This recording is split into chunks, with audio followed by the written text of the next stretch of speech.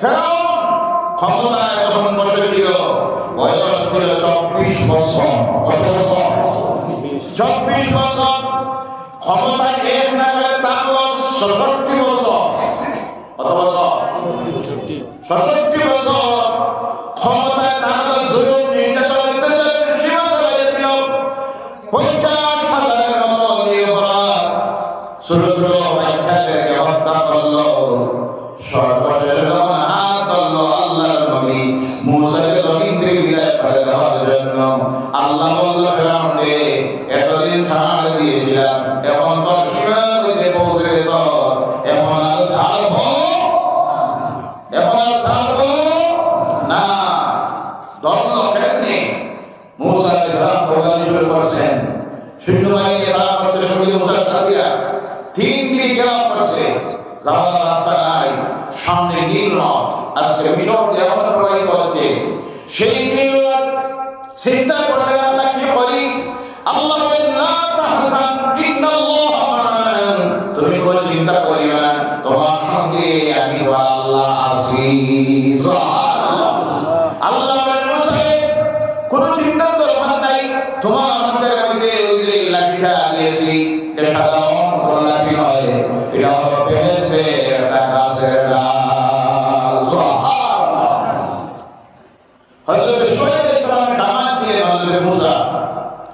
হযরত শুআয়ব আলাইহিস সালাম শীশ আলাইহিস সালামের কাছ থেকে, শীশ আলাইহিস সালাম সেই লাঠিটা পেয়েছিলেন সুলাইমান আলাইহিস সালামের কাছ থেকে।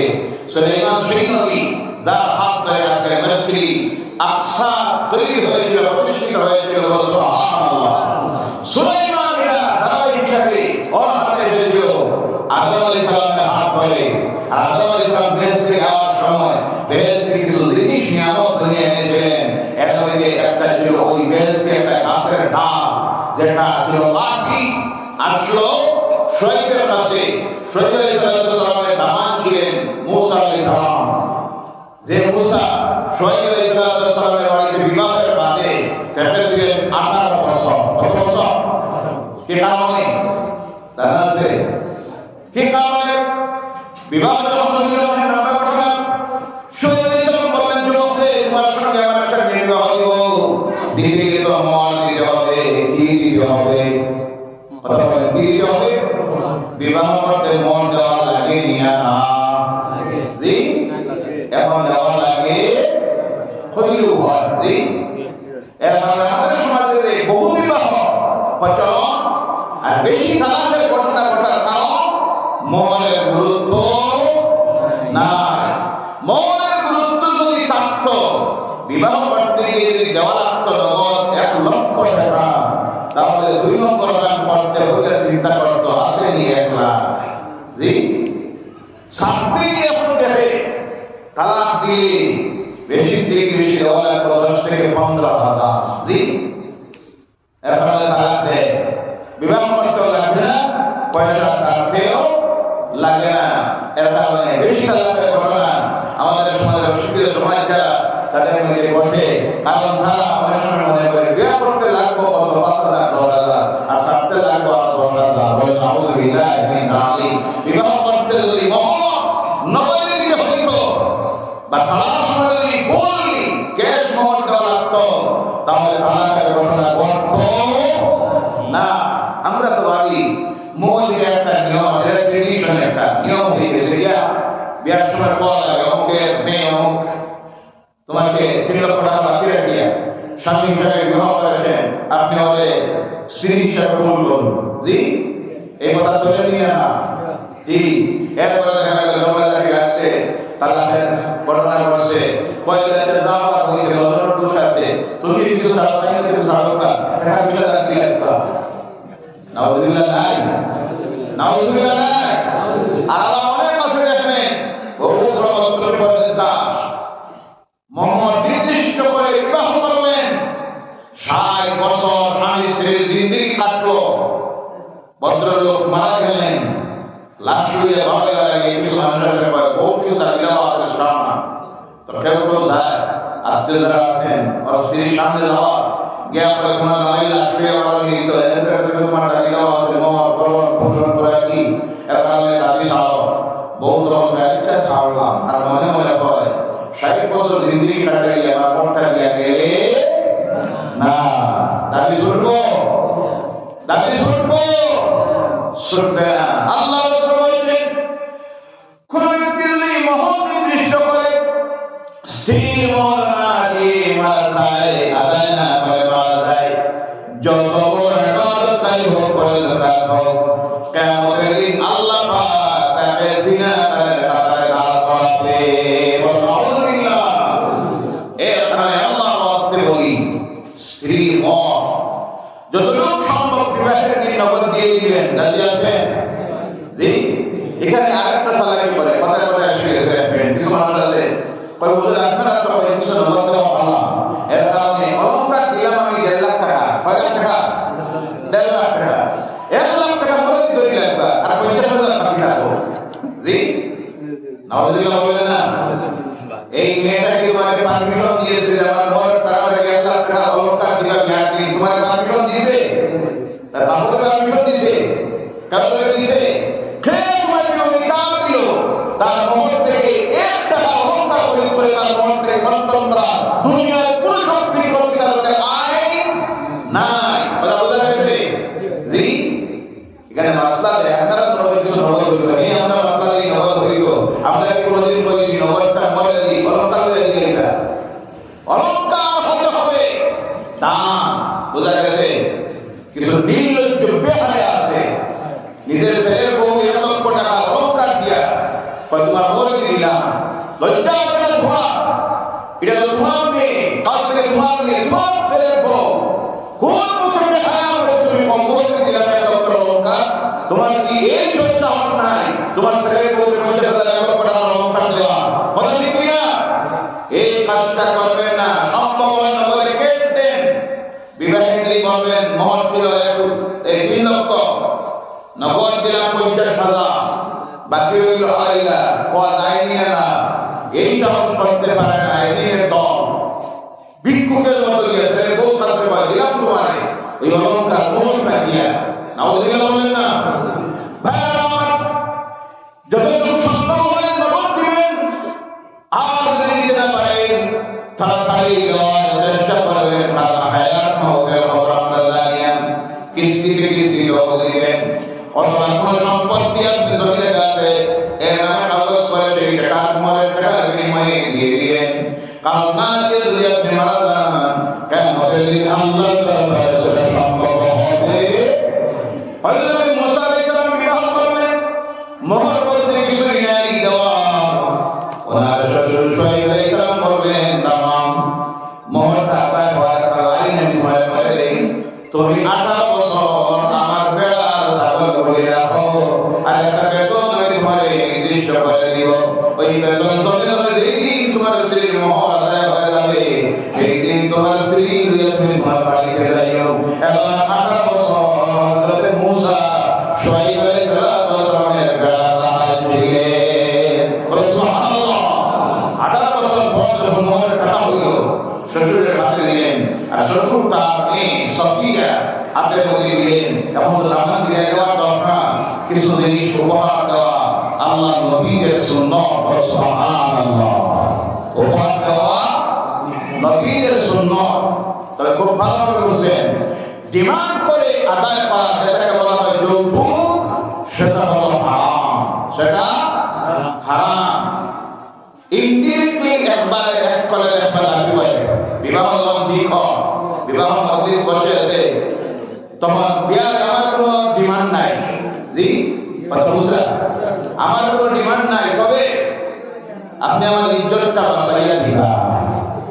জি বাকি রয়েছে তোমার ইজ্জতের বাঁচাইতে পারবো না আমার মেয়েও তোমার ছেলেকে বিয়া দিবা বা আমার কোনো ডিমান্ড নাই তবে আপনি আমার ইজ্জতটা বাঁচাইয়া দিবা। মানে কমপক্ষে একটা বাইক দিবা একটা ফ্রিজ দিবা ওয়াশিং মেশিন দিবা টিভি দিবা বক্স বানানো 80,000 টাকা দামে দিবা আর অনেক সময় আমি ওইটা দিতে গেলে সারা যেটা চলে এটা তো দিবাও। জি দাবি বলা দাবি হয়েছে এইভাবে দাবি করে ইনডিরেক্টলি দাবি করে আদায় করে নেওয়া হারাম। যেই শুকরের মাংস খাওয়া হারাম কর্তৃপক্ষের কাছ থেকে সেইভাবে দাবি করে আদায় করা হারাম, তার নাম হলো তৌকুফ। কিন্তু যদি সরাসরি তার ব্যক্তিগতভাবে জমাইকে স্বইচ্ছায় ইচ্ছামতো দাঁড়ে, তাহলে সওয়াবের কাজ।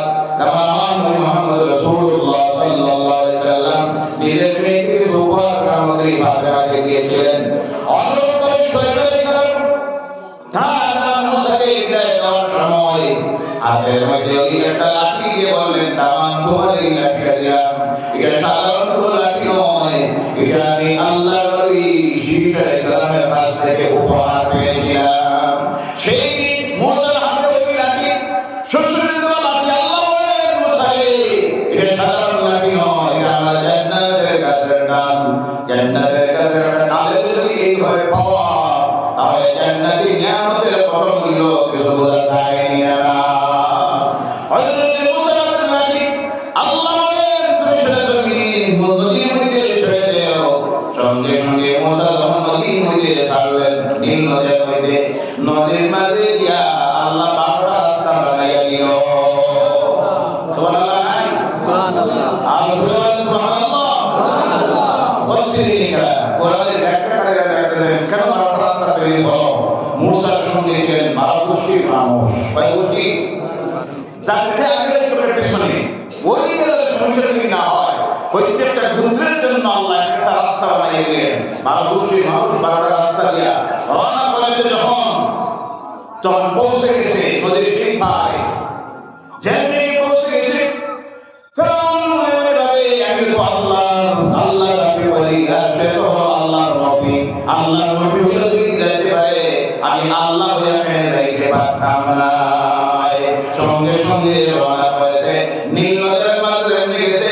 আমার আল্লাহ বলেন আমার কুদরতের তৈরি রাস্তা দূর হয়ে যা, আর পানি দুই দিক থেকে একত্রিত হয়ে যা।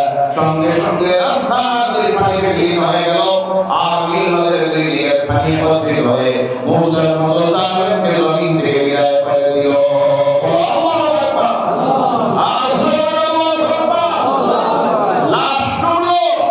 আল্লাহ তুলে আবার জমিনে আনলো। আল্লাহ উদাহরণ রাখলো, এই ফেরাউন কি জুলুম অত্যাচার করেছ নিরপরাধ মানুষের উপরে, আমার নবীর সঙ্গে, আমার ঘরের সঙ্গে, আমার কালামের সঙ্গে উদাহরণ দেব। দুনিয়ার মানুষ তার লাভটা নষ্ট হবে না।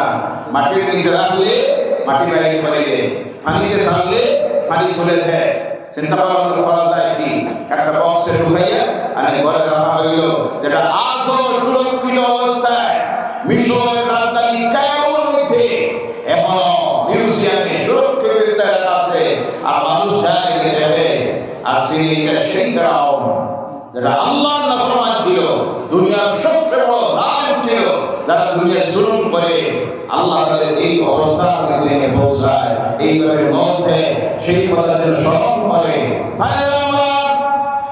বলছিলেন আল্লাহ নবী হযরতে ইয়াকুব আলাইহিস সালাম, আল্লাহ সেই ঘর তৈরি করলেন।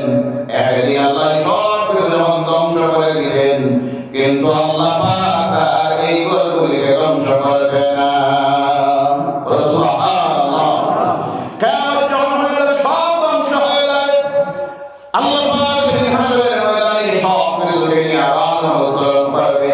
সব ধ্বংস হওয়ার পর আল্লাহ ডাক দিবেন, লিমানিল মুলকুল ইয়াউম লিল্লাহিল ওয়াহিদিল কাহ্হার। আজকে বাদশাহী কার? আল্লাহ ডাক দিবেন। কোরআন কারীমে আছে কোনো জবাব নাই, উত্তর দেওয়ার কেউ নাই, সব ধ্বংস। কুল্লু মান আলাইহা ফানিন ওয়া ইয়াবকা ওয়াজহু রাব্বিকা যুল জালালি ওয়াল ইকরাম। আল্লাহু আকবার। কুল্লু মান আলাইহা ফান, সব ধ্বংস হয়ে যাবে, চূর্ণ বিচূর্ণ হয়ে ফানা হয়ে যাবে, নিশ্চিহ্ন হয়ে যাবে। শুধু বাকি থাকবে সেই দিন তোমার রব আল্লাহ সুবহানাহু ওয়া তাআলা। আল্লাহ তখন ডাক দিলেন,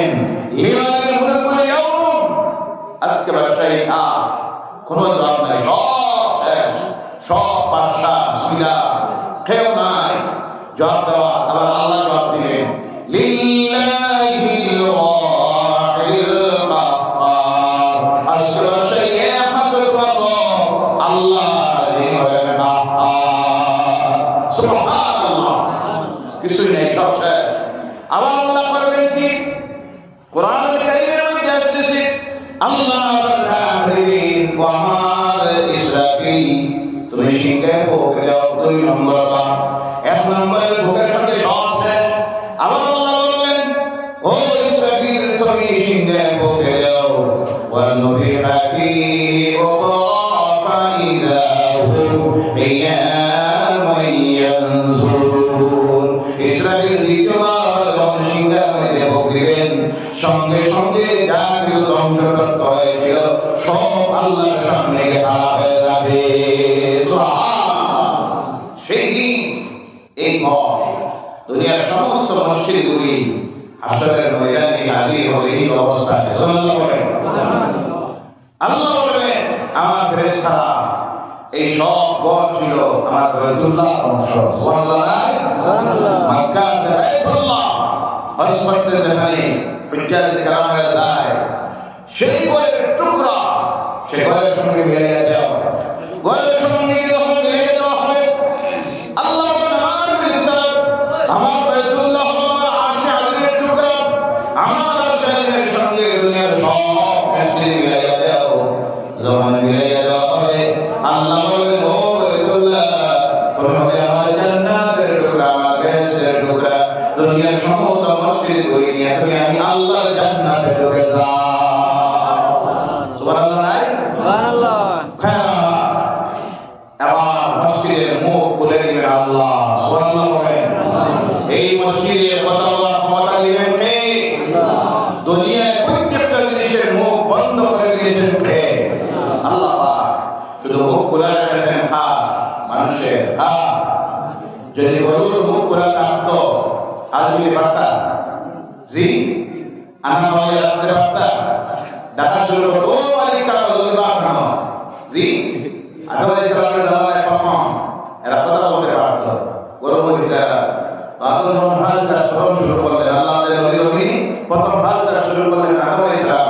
তফসীরের মধ্যে আসতেছে হাত তোলা একটু বের মারলে কষ্ট হয়ে ছাড়িয়ে বিরাট সমস্যা হতো। আল্লাহ বললেন আল্লাহ এগুলি তো জবান খোলা তারা বিরাট সমস্যা হয়, তখন আল্লাহ জবান বন্ধ করে দিলেন আর মুখ খোলা রাখলেন খা মানুষের খা। কিন্তু একদিন আসবে اليوم نختم على أفواههم وتكلمنا أيديهم وتشهد أرجلهم بما كانوا يكسبون। একদিন আসবে যেদিন তোমরা ভয় করো, যেদিন তোমরা স্মরণ করো, যেদিন তোমাদের এই মুখমণ্ডলকে আমি আল্লাহ বন্ধ করে দিব আর তোমাদের হাত পাও তোমাদের অঙ্গগুলি আমি আল্লাহ সব বলে দিবে যা দুনিয়ার জীবনে তোমরা করেছিলে। যেই দিন সেই অবস্থা হবে এই দিনের নাম হলো হাসরের ময়দান। সব কিছু মুখ আল্লাহ যদি খুলে দিবে আর বন্ধ করে দিবে আমাদের মুখ, হাত কথা বলবে আল্লাহ সামনে হাত পাবে আল্লাহ এই হাত দিয়ে আমাদের কোনো করেছিল, এই হাত দিয়ে শুরু করেছিল, ডাকাতে পারেছিল, চোখ কথা বলবে আল্লাহ এই চোখ দিয়া অবৈধ জায়গায় বা নিষিদ্ধ ছিল সেদিকে লক্ষ্য করেছিল। কান আল্লাহর কাছে কথা বলবে আল্লাহ এই কান দিয়া গান শুনছে, তোমার নাফরমানের কান করে করছে। প্রত্যেকটা সাক্ষী সেই মানুষের গায়ের চামড়াটাও তার বিরুদ্ধে চলে যাবে, ওই গায়ের চামড়াও আল্লাহর কাছে তার বিরুদ্ধে সাক্ষী দিবে, তার পা আল্লাহর কাছে সাক্ষী দিবে। বলবে আল্লাহ দুনিয়ায় তুমি আমাদের কথা বলা ক্ষমতা দিয়েছিলে না, আজকে যখন মুখ খুলে দিয়েছ আল্লাহ আমরা সব খুলে খুলে বলে দিয়েছি, তখন পা আল্লাহর কাছে সাক্ষী দিবে। আল্লাহ ওই পাওটা নিয়ে গভীর রাত্রিতে চুরির হয়ে যাইত, মদ পান করার হয়ে যাইত, সব আল্লাহর কাছে যখন বলে দিবে আল্লাহ বলবেন বান্দারে আর সাক্ষীর প্রয়োজন নাই, তোমার সঙ্গে সাক্ষী তোমার সাক্ষী দিয়েছে আমি আল্লাহ তা গ্রহণ করে নিলাম। সুবহানাল্লাহ। আল্লাহ কাজ করো করতে গিয়া ওই যে অঙ্গ যেগুলি আছে অঙ্গগুলি রাখিয়ে যাইও, যাওয়া যাইব সাক্ষী রাখিয়ে যাওয়া যেতে পারি। হাত পা চোখ কান রাখতে দেওয়া লাগব। যেখানে যাবে সাক্ষী সঙ্গে ওই সাক্ষীর লোকে বাঁচাই দিচ্ছে। আল্লাহ জানেন দুনিয়া হিসাব আছে, দুঃখবাদী বলে হাসরের ময়দানে অভিশাপ পাবো। এর কারণে আল্লাহ এর আগে সব সাক্ষী সঙ্গে বাঁধাইয়া দিছে। সেই দিনই সাক্ষীরা সাক্ষী দিবে, ওই মসজিদের মুখ আল্লাহ করে দিবেন। সুবহানাল্লাহ। প্রশ্ন আপনাদের মনের মধ্যে আসতে পারে, মসজিদ কথা বলতে কি লাগে?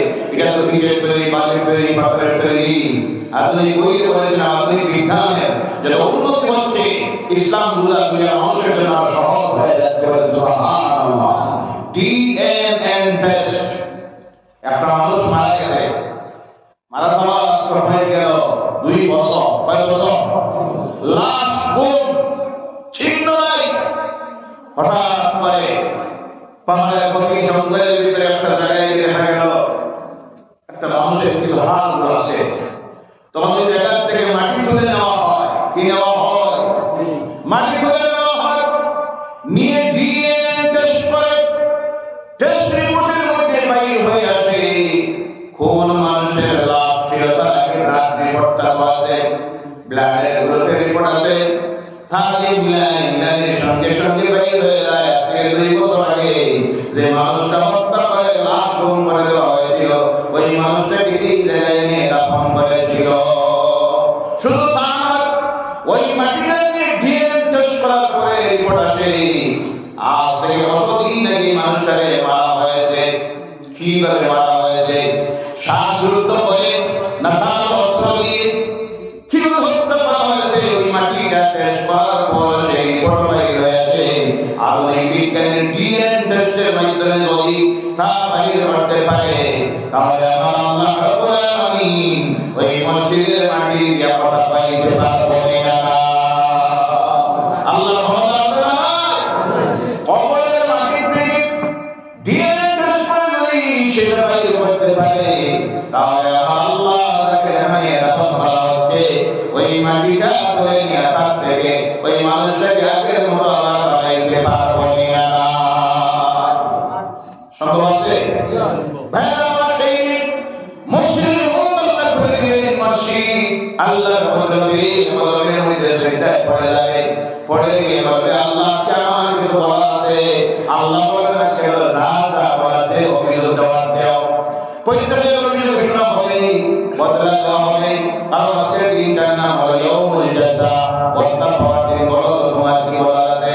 মসজিদ তখন বলবে আল্লাহ আমি দুনিয়ার এমন জায়গা করেছিলাম যেই জায়গার মানুষ করে আমাকে বানিয়েছিল, কিন্তু আমার হক আদায় করে নাই, আমার রিজেক্টটা দেয় নাই, 5 ওয়াক্তের আযান হয় নাই, বা জামাতের নামাজ পড়ে নাই।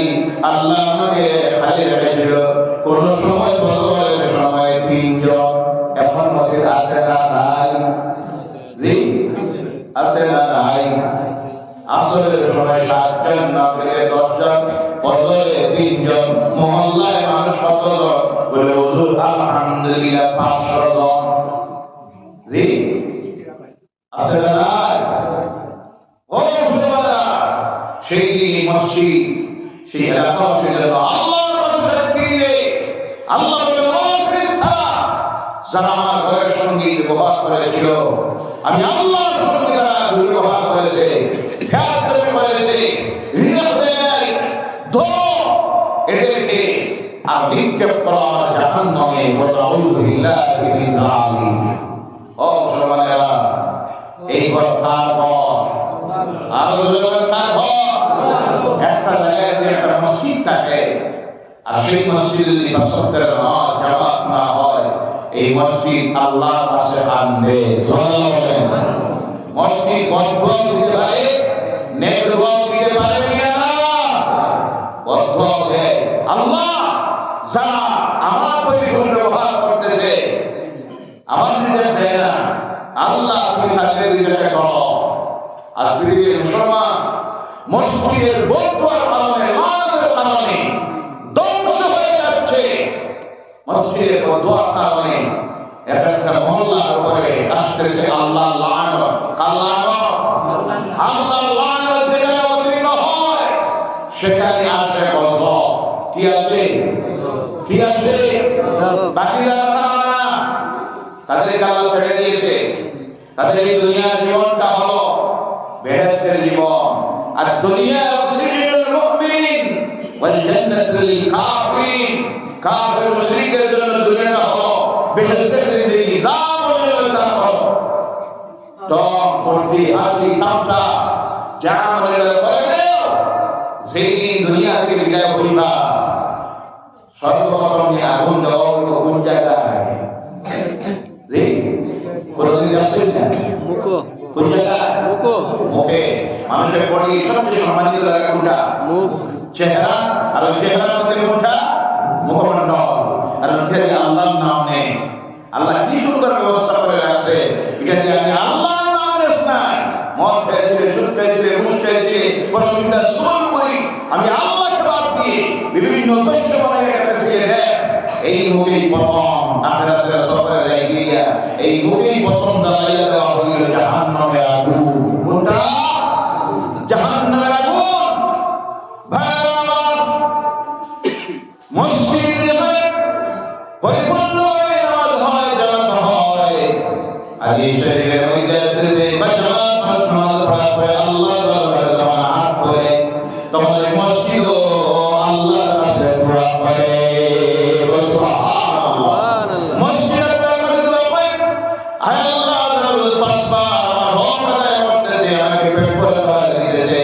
ঠান্ডার দিন আমাকে উপবাস রাখে না, গরমের দিন উপবাস রাখে না, রমজানের দিনে খাবার দেয়, রমজানের সেই খাবার দেয়। আল্লাহ ব্যস্ত থাকার পর আমার বলল না, অসুস্থতার সময় আমার বলে নাই, ফ্লাইটের সময় বলে নাই, অনাবৃষ্টির সময় বলে নাই। আল্লাহ সর্বক্ষণ আমার ইজ্জত দিতেছে, আমার খেদমত করতেছে। পাঁচটা পরিপূর্ণ করে আমার ভিতরে ঢুকে নামাজ পড়ে আল্লাহ তোমার পুত্রদের দরবারে আমি মসজিদ করতেছি। যারা আমার ভিতরে দিল আল্লাহ তাদের হৃদয়কে তুমি বাড়াইয়া দাও, এদেরকে কোনোদিন উপবাস রাখিও না। সুবহানাল্লাহ। মসজিদের দোয়ার বরকতে এলাকা উন্নতিময় যায়। সুবহানাল্লাহ বলেন। মসজিদের দোয়ার কারণে আল্লাহর গজব আসে, লানত অবতীর্ণ হয়, রুজিতে বরকত উঠে যায়, অসুস্থতা দেখা দেয়, বিভিন্ন সমস্যা দেখা দেয়। আর শুধু আপনার দেখা নয়, পৃথিবীর সর্বত্র আমরা দেখতেছি মসজিদ খালি পড়তেছে, মসজিদ খালি পড়তেছে নামাজের জামাত থেকে। যার কারণে মসজিদের বদদুয়ার কারণে সবচেয়ে বেশি আল্লাহর গজব আমাদের উপরে, বিশ্ব মুসলমানের উপরে আজকে নাযিল হয়েছে। সেটা হলো জালিমদের জুলুম, অত্যাচার, নির্যাতন, লাঞ্ছনা, বঞ্চনা। এবং সেটা দিতেছে আল্লাহ। আমাদের সঙ্গে কোনো দুশমনী আছে? কথা বলেন। আল্লাহ আমাদের সঙ্গে কোনো দুশমনী নাই। আমাদের সঙ্গে আল্লাহ সবচেয়ে বেশি মহব্বত, ভালোবাসা। যার কারণে আল্লাহ ইমানের নিয়ামত আল্লাহ আমাদেরকে দান করেছে। নতুন আল্লাহ আমাদেরকে জন্ম দিল কোনো কাফেরের ঘরে, কোনো মুশরিকের ঘরে। আল্লাহ তা দেয় নাই, কারণ আপনার আমার সঙ্গে আল্লাহর মহব্বত আছে।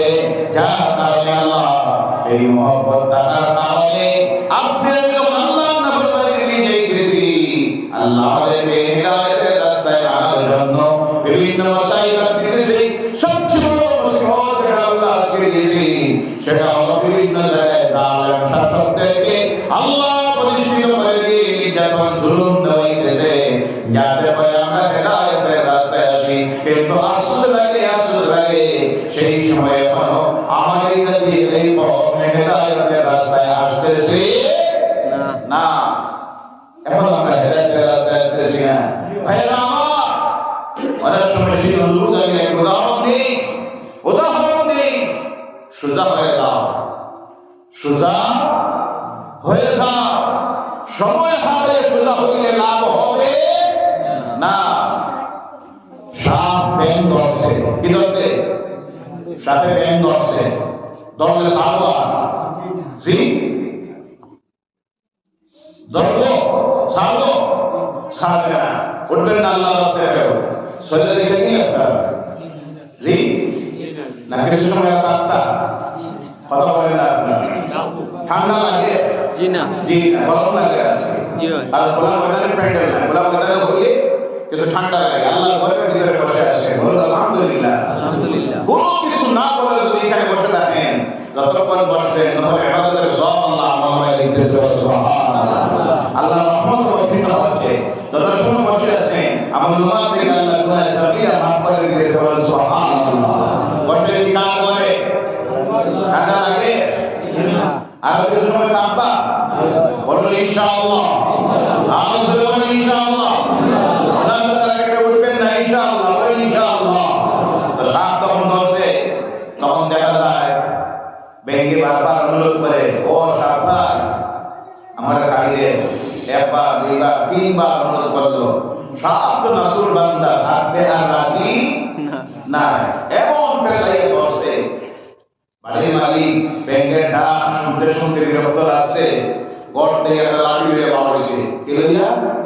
লাঠি লইয়া বাড়ছে। ভালোই আইয়া দেখলো সাপের লেজে মধ্যে যদি বাড়ি মারি ব্যাংক চালিয়ে আমার ধরতে পারে। এমন জায়গায় যাওয়ার দরকার যেখানে দিলে হাম শেষ।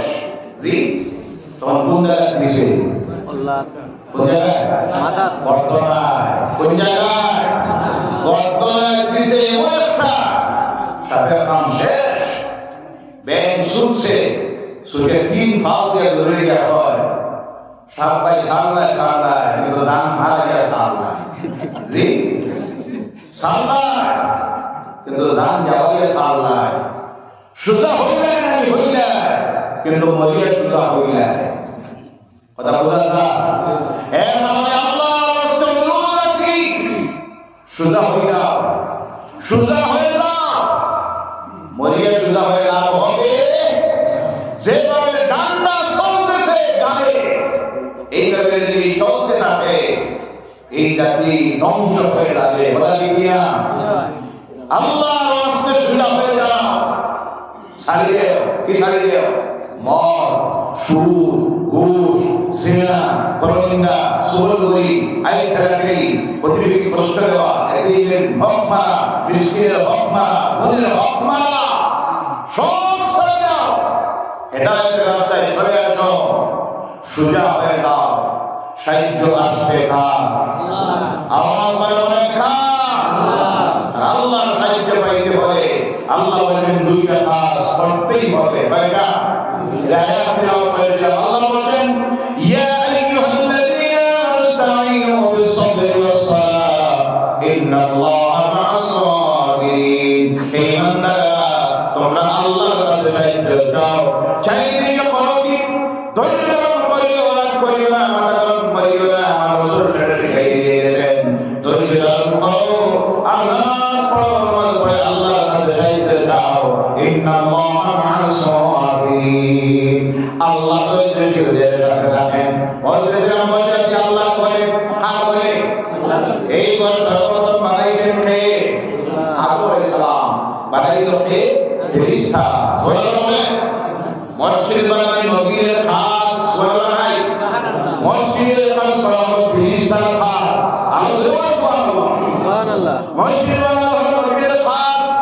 আজকের বাইতুল্লাহ, সেই বাইতুল্লাহ সময়ে সময়ে বিভিন্ন সময় ধ্বংস হয়ে গেল। আজকের বাইতুল্লাহ বানাইলে আল্লাহর দুইজন নবী, একজনের নাম ইব্রাহিম আর একজনের নাম ইসমাঈল। ইব্রাহিম যখন বানাইলেন, বানানোর স্মৃতি আল্লাহ রাখার জন্য ইব্রাহিম যে পাথরের উপরে দাঁড়াইলেন, আল্লাহর উপরে কাজ করেছিলেন। এই পাথরের উপরে আল্লাহ ইব্রাহিমের পায়ের চিহ্ন লাগাইয়া দিল। আর আল্লাহর সামনে সেই পাথরটা সোনালি গ্রিল দিয়ে রাখা আছে। আর সেই পাথরের দাম আল্লাহর কাছে কতটুকু হয়ে গেল? আল্লাহ বলেন, ওয়াত্তাখিযু মিন মাকামি ইব্রাহিম মুসাল্লা। সুবহানাল্লাহ। ইব্রাহিমের দাম জায়গাতে তোমাদের জন্য আমি আল্লাহ মুসাল্লা বানিয়ে দিলাম। এর কারণে আল্লাহ বলেন, চতুর্দিকে যখন হাজিরা পাঠ করে পড়ার পরে 2 রাকাত নামাজ সেই পাথরকে সামনে রেখে দাঁড়িয়ে পড়তে হয়, যে পড়া হলো ওয়াজিব। সুবহানাল্লাহ। কাজ করলেন, দোয়া করলেন আল্লাহর কাছে। 2টা দোয়া, কয়টা? 2টা দোয়া করেছিলেন। এর মধ্যে একটা দোয়া ছিল, রব্বানা ওয়া বা'থ ফীহিম রাসূলান মিনহুম ইয়াতলু আলাইহিম আয়াতিকা ওয়া ইউআল্লিমুহুমুল কিতাবা ওয়াল হিকমা ওয়া ইউযাক্কিহিম ইন্নাকা আনতাল আজিজুল হাকীম। আল্লাহ আমাদের মধ্য থেকে তুমি আমাদের নবী পাঠাইও, যে নবী তোমার পর পরিষ্কার করবেন, তোমার কালাম তিলাওয়াত করে আমাদেরকে শোনাইবেন আর আমাদেরকে জ্ঞান বিজ্ঞানের শিক্ষা দিবেন। আল্লাহ রাসূল বলেন ওই দোয়া আল্লাহ তাআলা কবুল করে গেল আর সেই দোয়ার বদলা আল্লাহ আমাদের দুনিয়া পাঠাই দিল। সুবহানাল্লাহ। তাতে বোঝা যায় মসজিদ বানাইয়া আল্লাহর কাছে হাত তুললে দোয়া কবুল হয়। সুবহানাল্লাহ বলেন, সুবহানাল্লাহ। মুনাজাতের আগে আপনাদের কাছে অনুরোধ রাখি, আল্লাহ এই ঘরের কাজ চলতেছে, অনেক অসম্পূর্ণ কাজ এখনো বাকি আছে না নাই? আছে, আছে। আল্লাহ রাসূল বলেছেন মান বানা লিল্লাহি মাসজিদান বানাল্লাহু লাহু বাইতান ফিল জান্নাহ। কোন ব্যক্তি যদি আল্লাহর একটা ঘর বানায়, আল্লাহ তার জন্য বেহেশতে একটা ঘর বানাবে। সুবহানাল্লাহ। তো একজন মানুষ একজন মানুষ একটা ঘর বানাইতে থাকো। জি, মুহাদ্দিসিনে কেরাম তারা এই হাদিসের ব্যাখ্যা করতে গিয়ে লিখতেছেন একজন মানুষের দ্বারা একটা ঘর বানানো সম্ভব নয়। এখানে যে বলা হচ্ছে যে ব্যক্তি আল্লাহর একটা ঘর বানায়, আল্লাহ তার জন্য বেহেশতে একটা ঘর বানাইবেন। এখানে সেই কথার অর্থ হল ঘর বানাইতে গিয়ে একজন মানুষ যদি এক দিরহাম একটা টাকা দেয়, একটা ইট দেয়, একটা পাথর দিয়ে একটা ঘর বানাইতে গিয়ে বানাইলে যে সওয়াব হয়, জান্নাতে একটা ঘর পাওয়া যায়, সেই ঘরের একটা টাকা দিলেও আল্লাহ এর জন্য একটা ঘর বানাইয়া দেয়। সুবহানাল্লাহ। আর সুবহানাল্লাহ। সময় নষ্ট করতে যাব না, এটা নামাজ হয়ে গেছে, এরপরে প্রশাসনিক পারমিশনও আছে, এদিকেও আমাদের লক্ষ্য রাখার দরকার আছে না নাই? রাষ্ট্রীয় আইন মানা আমাদের জন্য ফরজ। তাই আল্লাহর রাস্তে অনুরোধ রাখি, আল্লাহ এই ঘরের কাজের সাহায্যার্থে এমন 2-4 জন 5 জন ভাই বাইরে অনেক টাকা পয়সা